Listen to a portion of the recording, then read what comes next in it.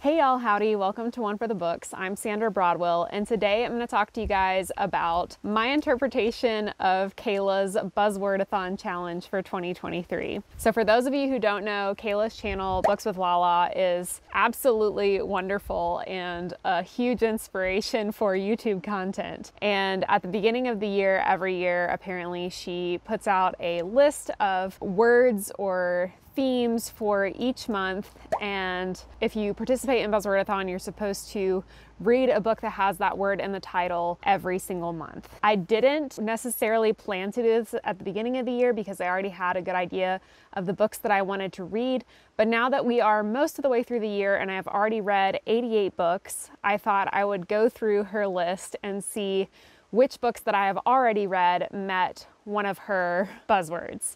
So that's the premise. Let's get into the books.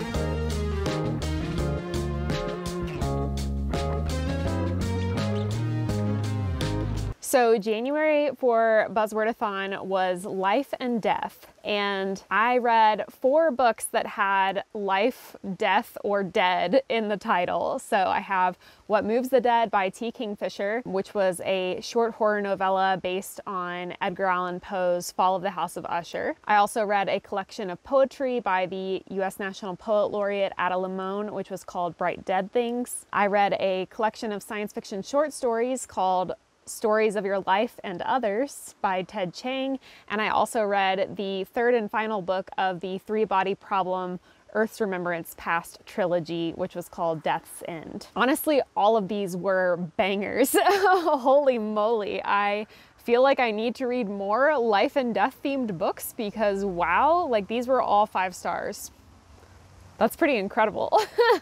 What a great theme for January. And I have a little green check mark by the ones that I actually read in the correct month to meet the words. So the ones that I'm gonna show are just ones that I read anytime throughout the year. But if they have a little green check mark, then I get bonus points because I actually read them in the month that the theme fit the book. So What Moves the Dead I actually did read in January. Okay, and then moving on to February, her word was just verbs, like any verb I think was kind of the idea. This was by far, I think, the easiest of the challenges because a lot of book titles have verbs in the title.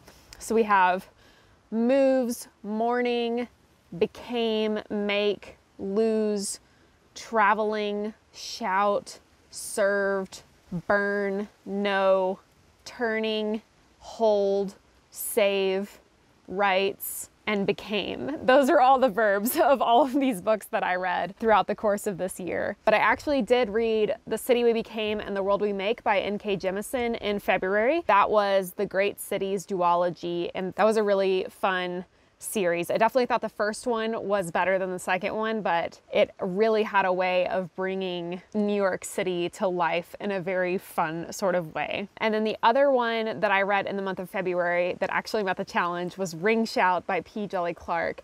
And this is definitely in my top 5 books of the year. It's a very short horror novella.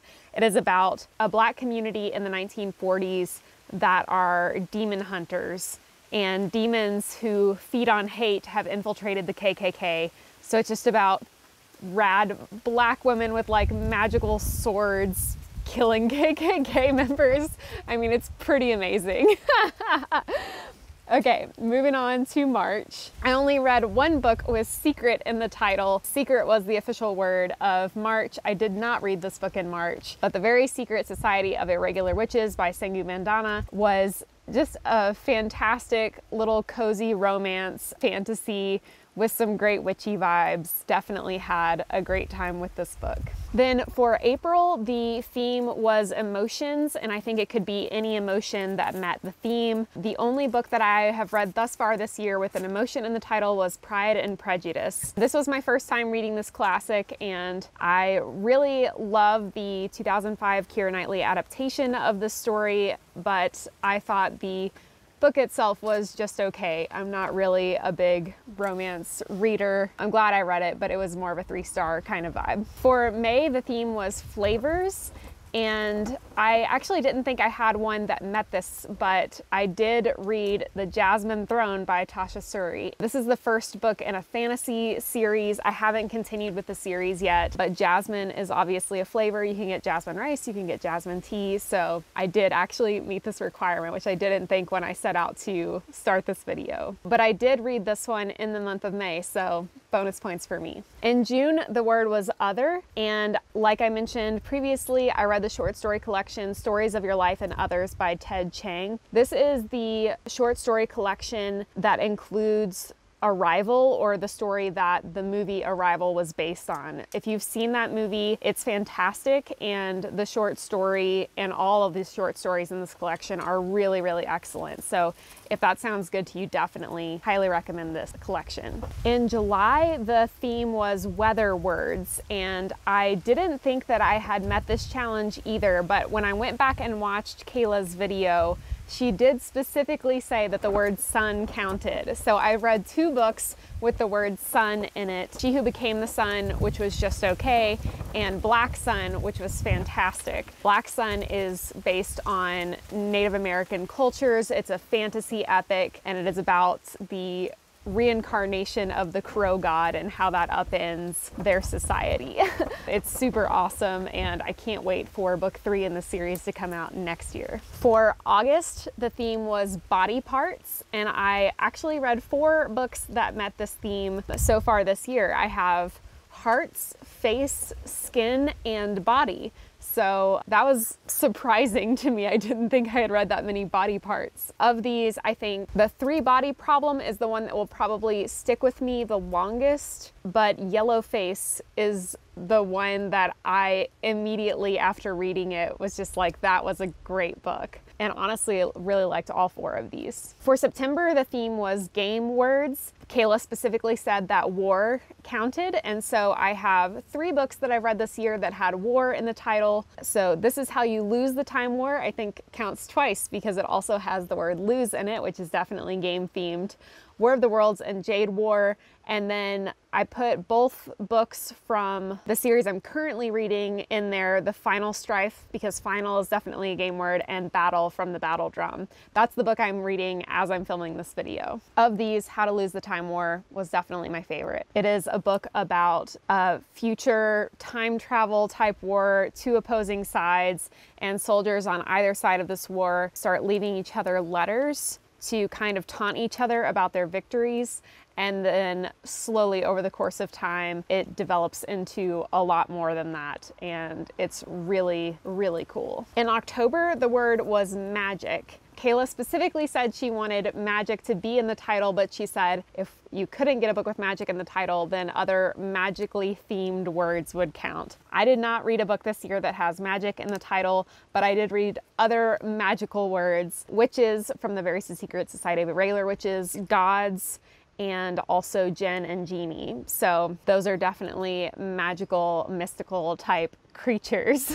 And I did read both the Very Secret Society of Irregular Witches and Gods of Jade and Shadow in October, so bonus points. Okay, now we're at November, and November is the one month that I have not completed yet. The word is good, and I have not read a book in 2023 thus far that has good in the title. So we'll circle back to that, but let's go ahead and get to December. The final category for December was sound words, and I have 4 books that met this. I have Shout, Song, Silent, and Whisperer. I already mentioned Ring Shout was a fave, but Song of Achilles I know a lot of people have already read, but that was a really great one this year as well. It is a retelling of the Odyssey from the perspective of Patroclus. Okay, so the mission for the rest of this video is to read a book with good in the title. So now we're going to switch over to Goodreads, and I'm going to check my TBR for any books that have good in the title. I'm going to switch to Goodreads and go to my want to read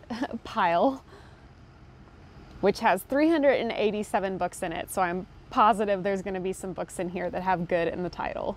Okay, so 3 came up. I've already read one of these, which is Good Omens by Neil Gaiman and Terry Pratchett. I highly recommend that book. It's humorous. It's about an angel and a demon who join together to try to prevent the apocalypse. But the two on my TBR are The Only Good Indians by Stephen Graham Jones and The School for Good Mothers by Jessamine Chan. I've heard mixed things about The School for Good Mothers. I think that one is about a woman whose child is taken away from her because she's an irresponsible mother, and then she's sent to like a rehabilitation facility for bad parents. The Only Good Indians is a horror, and I'm not exactly sure what that is about, but this month is Native American Heritage Month, and I have been really wanting to get into Stephen Graham Jones. I've heard really great things about a ton of his books, so that's going to be my pick. And so I'm going to try to check out The Only Good Indians from the library, and I will follow up with you guys after I have started reading the book.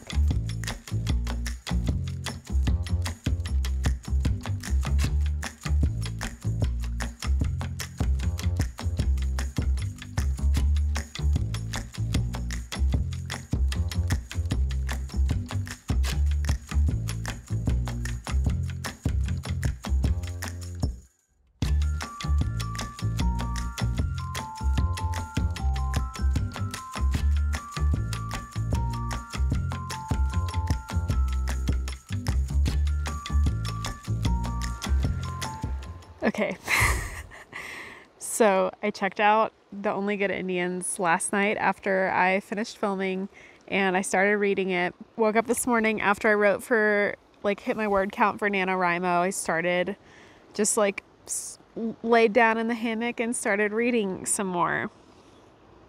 This book is so intense. I was just sitting here minding my own business, like listening to the little, like, pleasant little creek behind me, and my cat like jumps up and like puts her paws on the hammock, and I couldn't see her because I was like down in here. Scared the shit out of me. Oh, this book is really intense.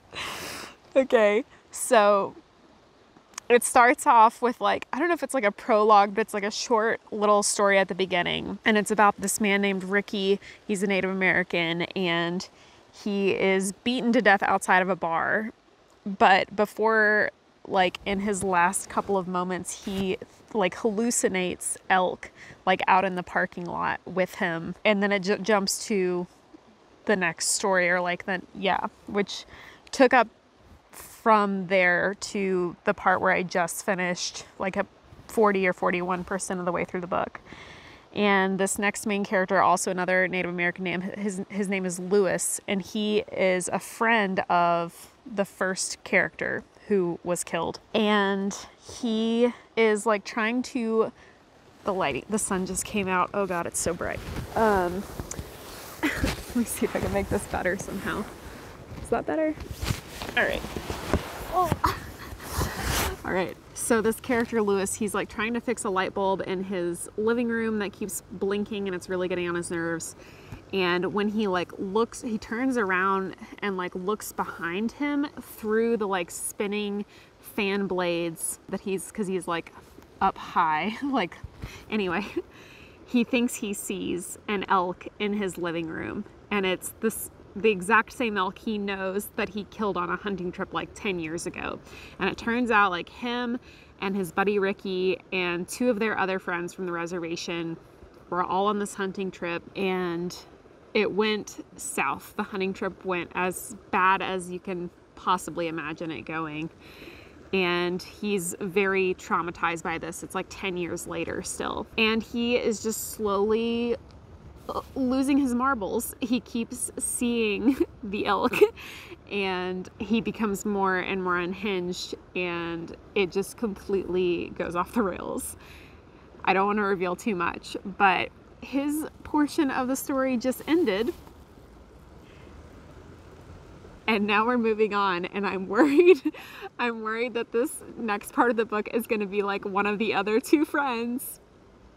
And I can see where this is going, and it's so good. It's so good, and I am just horrified. I feel like I'm probably gonna just sit here and read like a lot of the rest of the day. So you might hear from me again later today if I finish this book. But we'll see how it goes. Yeah, really digging it.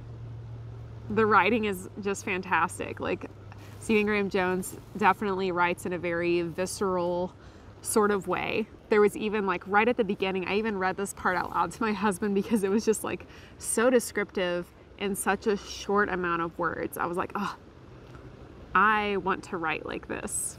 Yeah, anyway, having a really great time. Super glad that this is the book I chose for Buzzwordathon November Good Challenge. And yeah, I'll update you all again after I've read more. See you then. It's our first snow of the year.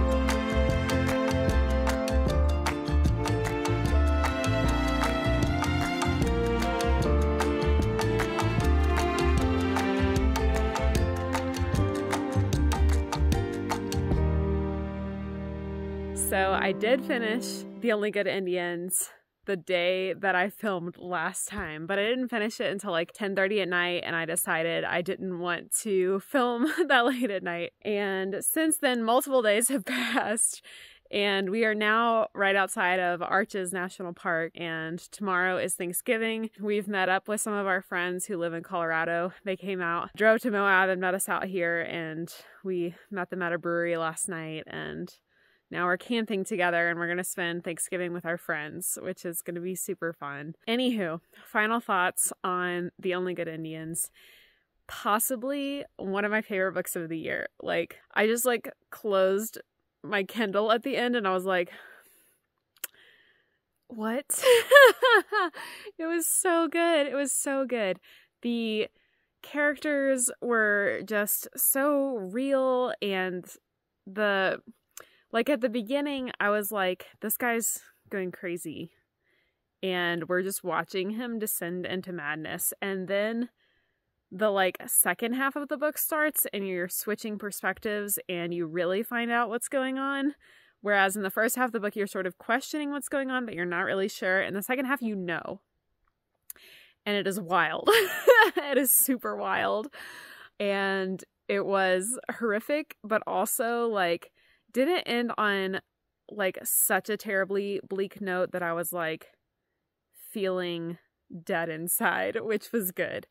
It definitely was horrific. It was a horror story, obviously, but damn, Stephen Graham Jones's writing is just on a different level. Like, I hope I can inject some of his like just way with words into anything that I write in the future, because I'm just so wowed by him. And I went immediately onto Goodreads and added more of his books to my TBR.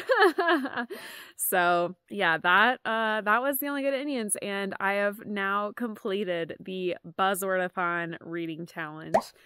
And I'm so happy that I I did it, even though I didn't really try to, other than with this specific book. I'm so glad that this is the book that I chose for the Buzzwordathon. I'm so glad that I was able to like throw this video together, and hopefully I shared with you guys some of the cool things that we've seen lately. One of the days that we were outside of Zion, it snowed a whole bunch. And so we like drove up into the mountains to like check that out. And we like stopped and got out and took a photo for our Christmas card this year.